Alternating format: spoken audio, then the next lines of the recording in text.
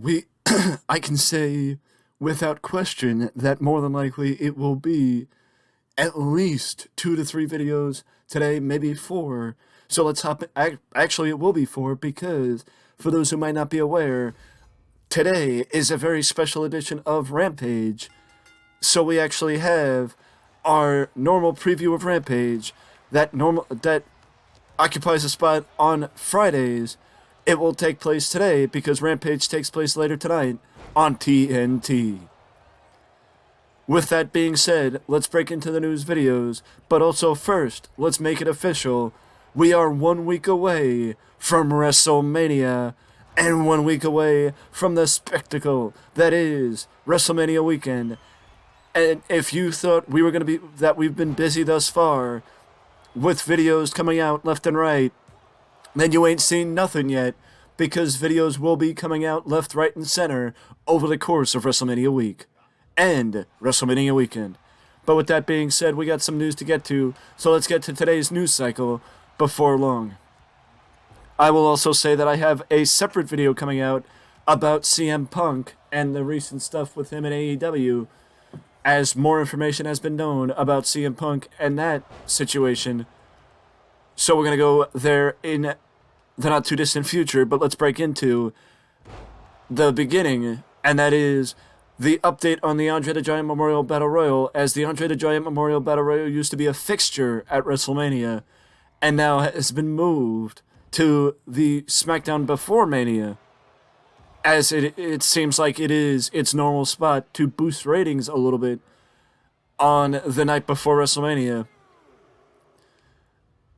with Bobby Lashley being one of the first and thus far only people advertised for the Andre the Giant Memorial Battle Royal.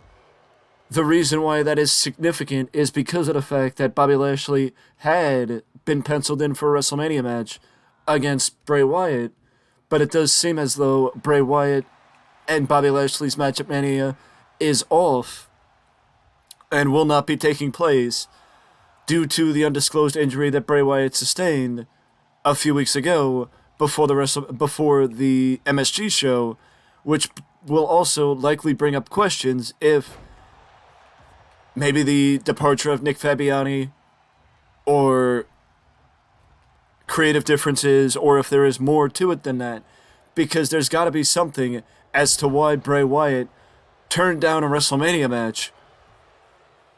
You know, there's got to be something, and if I was WWE, if I was Rob Fee, if I was Bray Wyatt, I'd be looking for any opportunity to sit down and map out my first feud back, map out the direction I want to go with my character, map out everything, so it's not, a question of, okay, where to go next when you come back. It's, you're going to hit this point, then this point, then this point, then this point, then this point, and you have a direction and you have a way to go.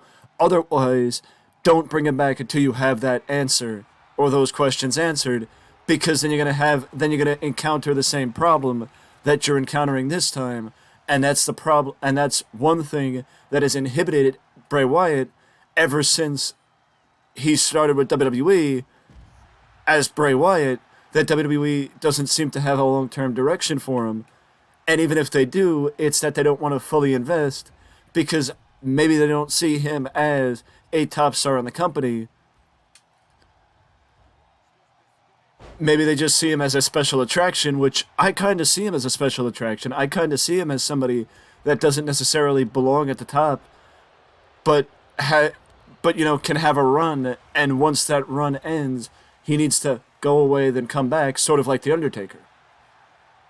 But WWE may not see it like that, because also, if that's the case, then why not try the Undertaker approach? Find him a monster, feed him a monster, and then take it that way. Why not take it the Undertaker approach? But either way, right now, the Andre the Giant Memorial Battle Royal is set to take place on the Go Home episode of SmackDown, and Bobby Lashley's match at WrestleMania is off with Bray Wyatt as of right now.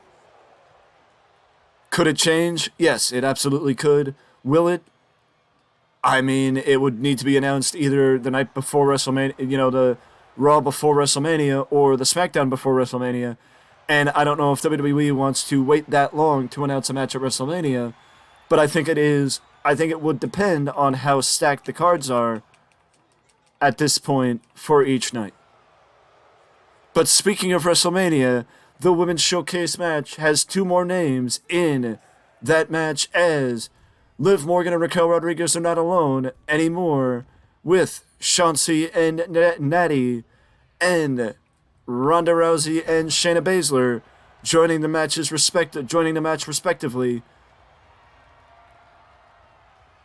Ronda Rousey and Shayna Baszler are likely going to be the winners, but the one thing I would like to point out is the